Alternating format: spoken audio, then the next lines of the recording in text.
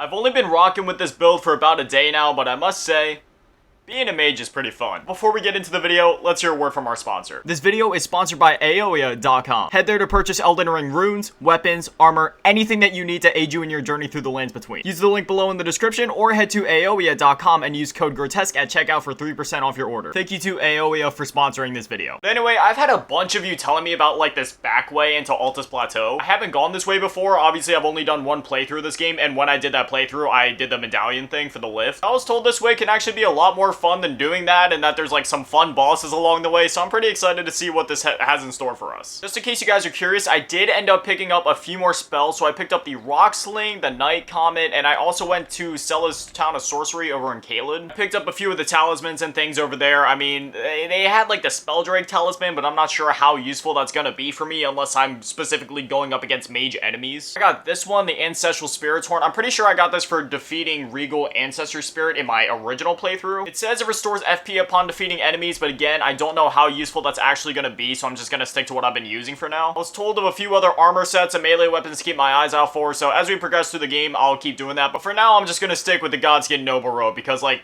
come on, dude, you cannot beat this. I might want to look for a different helmet, though, because originally I just put this on because I've seen a lot of mage people using it, but apparently this helmet takes away from your stamina or your HP, one of those. Yeah, it says in the description, increases intelligence to the detriment of stamina, but again, I'm a mage, so does stamina really matter that much? Because, I mean, my stamina bar is essentially double the size of my focus point bar, so does my stamina bar being bigger than my focus point bar, like, is it big enough to make up for it? Hey, mid-editing Grotesque here, I just realized that the helmet said increases intelligence, not focus points. I'm sorry, I'm stupid. I mean, besides that, we we do have like a witch hat we could rock out with. I haven't gotten to mess around with my new spells yet, so I'm actually pretty excited to try them. I've heard Rock Sling is just pretty busted in general. Apparently Night Comet is like easy mode for Millennia. I'm not sure how true that is, but I'm definitely gonna try it. I also started White Mask Vera's quest. Right now, I'm just on the step where I have to invade other players. I tried doing it at like 4 in the morning, but you know, there was no other players on, so I'm gonna have to wait till later. I also started Ronnie's quest and Raya's quest. Right now on Ronnie's quest, I just have to go kill Radahn. And for Raya, well, I need to get to Altus Plateau and then I can continue her quest. I'm getting genuinely lost in here. How the hell do I get up to Altus Plateau? So far, the game has been a breeze in New Game Plus. I'm getting kind of scared because I am trying to advance through the game at a relatively good pace. And with that means I've been missing out on a lot of the usual opportunities you would have to gain runes and levels and stuff. Oh, wait, there's a couple summons outside. We got Blackguard, Great Horde Tracker.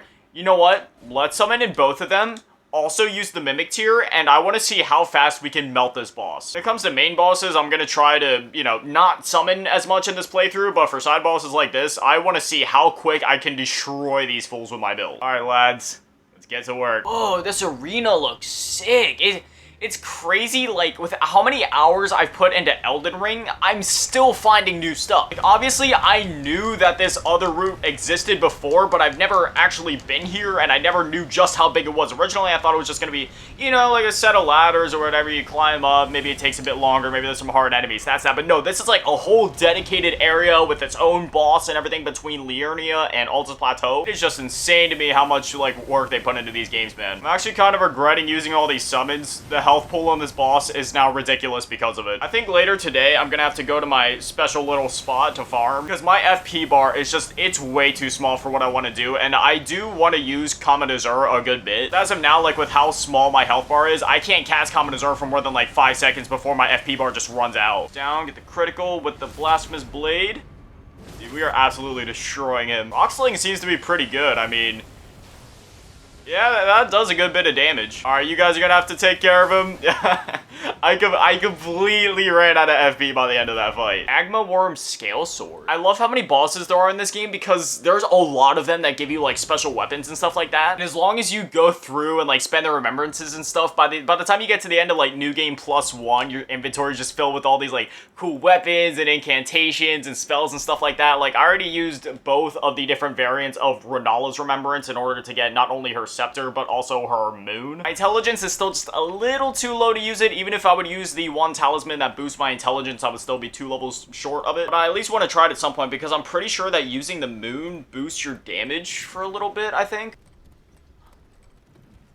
Oh, no way, dude. Why was that actually more rewarding than just going for the medallions? Like, I don't think I'm gonna do the medallion thing anymore. I think I'm just gonna take the back route every time that I do a playthrough. Because, like, as you can see, sure, I have Caelid unlocked. I've already been over there, lit up the Sights of Grace. I mean, Fort Ferrith is right there. I could easily just go get the medallion. Same thing with the fort down there. But it's so much more fun doing it the way that we just did it. It feels more like an actual discovery, if that makes sense. Anyway, with that being said, my next goal is to get up to Draconic Tree Sentinel and put that boy down. I'm also gonna visit the outside of the lift because Raya should be there, but if she isn't there, since we didn't actually take the lift route, then I'm assuming that she's gonna be down by Lux Ruins. Actually, Lux Ruins is right here. Why don't we check over here since we're here already? Okay, she doesn't seem to be here, so we're gonna head over to the lift and see if she's over there now. Because in my original playthrough, she wasn't outside of the lift, and I'm assuming it's because I waited to do her quest until, you know, I turned Landell into a pile of ash. But I believe we should be headed right over here. I must say, even after using an intelligence build and having fun with all these spells, Strength is still my favorite overall. There's just something about the feeling of having like a big chonky weapon, getting right up in the boss's face, learning their moves, barely dodging through them, barely surviving, getting that last hit in on the last second. Like, I love the adrenaline rush of using a strength build. I mean, don't get me wrong, you can still kind of get that with magic, but it's not the same, really. Obviously, with magic, you can just kind of, like, stay at a distance, stay at a range. You don't have to get up in their face. You don't have to take any risks. I mean, sure, it's a bit more of a risk because you have to calculate the time that it takes to cast a spell, but talismans can kind of solve that for you. So yeah, with the right levels, the right stat allocation, talismans, spells, all that, yeah, I can definitely say that sorcery is, in fact, the easy mode of this game. Like, just in my short amount of time using it, it's definitely been much easier than using strength. But despite that, I must say that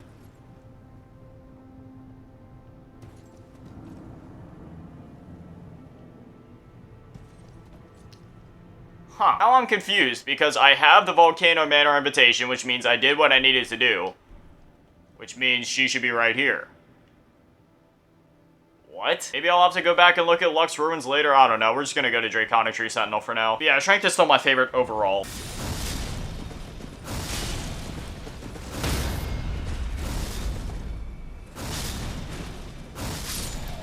God, I love bullying people with my magic. You know, fighting mages, I used to not be a big fan of having to fight them, but being a mage, oh, it's so much more fun. Your opponents never have any idea what's coming. One second you could have a magical greatsword, the next you could have like a swift little dagger, and the next you could be shooting out like rockets and comets from the sky. You could shoot little pebbles, or you could go Goku mode and shoot out a whole Kamehameha wave. You never know. Now, hear me out. 2 mages versus 2 tree sentinels. Who's gonna win? Furthermore, these mages have access to Rock Sling. Okay, I really don't know what sorceries would be. Okay, wait. They're getting my guy in a corner. Maybe Loretta's Mastery? I really don't know what sorceries are good for, like, what situations yet. Oh, look at that damage. Oh, shit. Maybe the Greatsword spell wouldn't be a bad idea for these. I could, like, go by real quick, swing it. Wait, what? How did that miss? Common Azure, maybe? Go. Get them both? Oh, no way. I was not expecting it to do that much damage. I see why people like Common Azure. This sorcery is insane. Star Shower? How's this one do? And it does a decent amount of damage. I mean, it's pretty ass compared to the other spells, but I'm pretty sure Star Shower is almost like a guaranteed hit every time, so, I mean, I'm not afraid to use it. Now, this is the problem. I only have 1 Cerulean Tear left, but if I angle it right, Common Azure, go to work. Why was he shooting that way? Okay, we almost got one of them down. But unfortunately, I am all out of Cerulean Tears. So now I'm gonna have to try to melee these guys to death. Excuse me?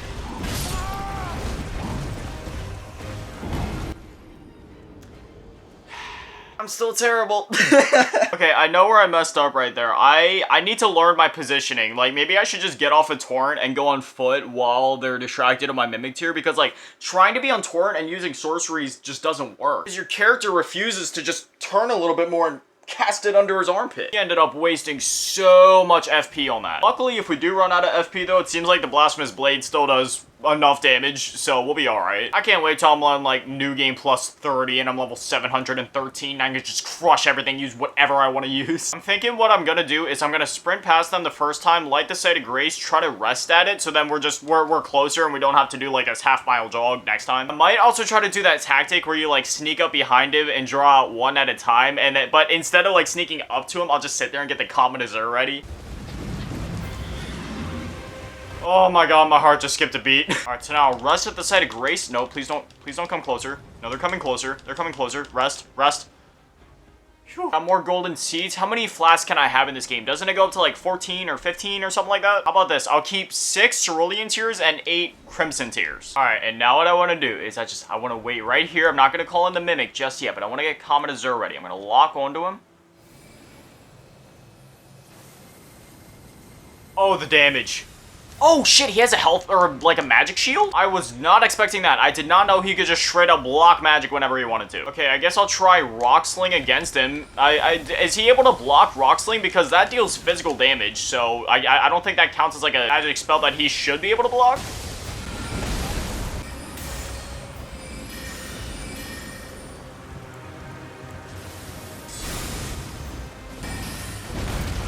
Sheesh. See, this fight would be a lot easier if I'd stop playing it as if I'm still playing a melee build and just stay at a distance, wait for a shield to drop, and then shoot, but I'm being stupid and I'm trying to get like all up in his face and it's just not working.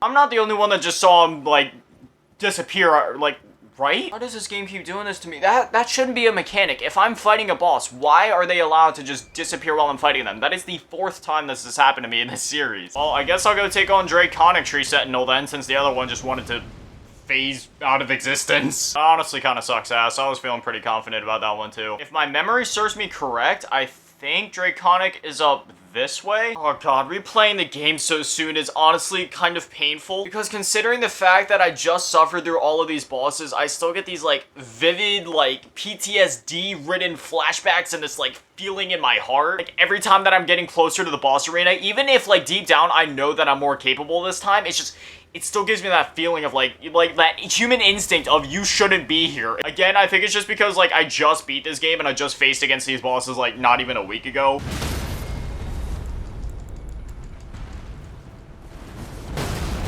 I hate these archers. They are the fucking worst enemies in Souls games.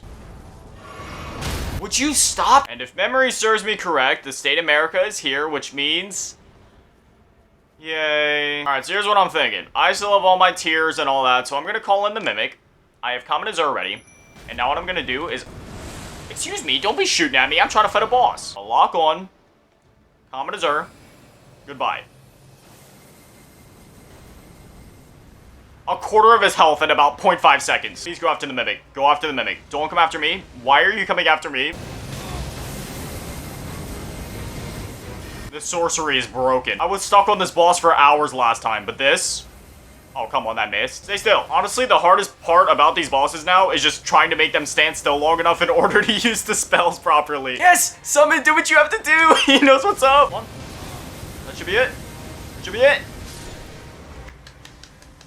Just like that. Victory is ours, and we don't need to suffer through it. It's just, oh my god, that... You know that feeling when you beat a Souls boss that you're not looking forward to, whether it is on your first playthrough or like, you know, on your following playthroughs, where you know how much trouble it gave you the first time and you're not exactly sure of how it's gonna go when you face them again, and you're able to get there and just destroy them like it's nothing. It is honestly just like the greatest feeling in the world. So now I guess my goals are to find out where Raya's at, do the Volcano Manor quest, because I want to see what happens with Raya's quest. I was told that I'm in for quite the surprise when I do her quest. Thankfully, it hasn't been spoiled for me yet, so I'm still excited to do that. And obviously, I need to go to Caelid to defeat Radahn, which will probably be in tomorrow's episode, in order to continue her quest, because I want to do her ending this time. And then after we do all of that, then we'll probably continue through Landel and, you know, do the rest of the game. Yeah, I'm pretty proud of myself. We're at Altus Plateau already in about 3 episodes.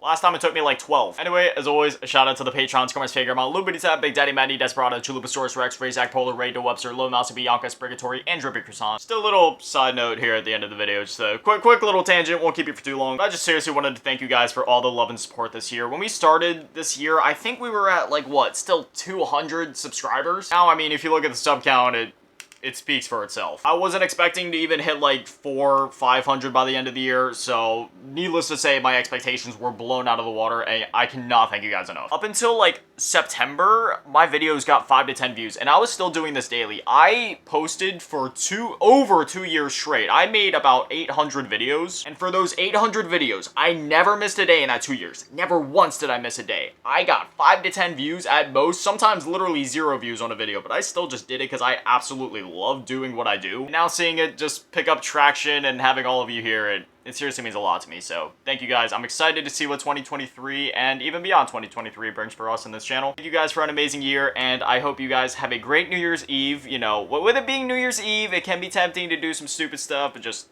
keep your head in check. Don't do anything too crazy, you know, party a little bit, but don't go too extreme with it if you catch my drift. Thank you guys for watching. Have an amazing day. Stay beautiful. I love you all, and remember, don't go hollow, and Happy New Year. They say New Year, new me, but not me. For me, it's just another day. It's gonna be, New Year, same me, so don't worry about that. Love you guys. See you in 2023. Peace.